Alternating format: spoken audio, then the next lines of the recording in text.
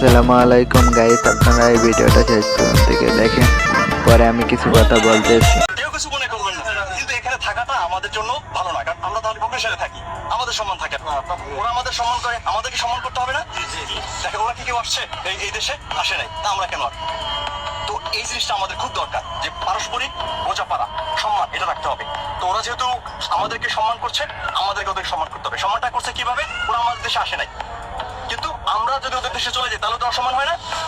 এটা করা যাবে। আপনাদের কাছে আমার একদম অনুরোধ, একেবারে সর্বান্তক অনুরোধ, একটু আপনারা বাসায় চলে যান, যখন লাগবে তখন ইনশাআল্লাহ আবার আপনারা আসবেন। ঠিক আছে? ওকে, মনে কিছু করবেন না, একটু চলে যান। ঠিক আছে?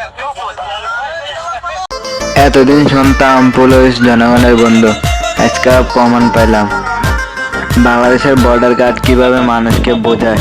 দুই দেশ ঝগড়া করতেছিল, বর্ডার গার্ড গিয়ে কি সুন্দরভাবে বুঝায় বাড়ি পাঠায় দিল, যে তোমাকে যদি দরকার হয় আমরা নিশ্চিত ডাকবো। সেলুট জানাই বাংলাদেশের বর্ডার গার্ডকে।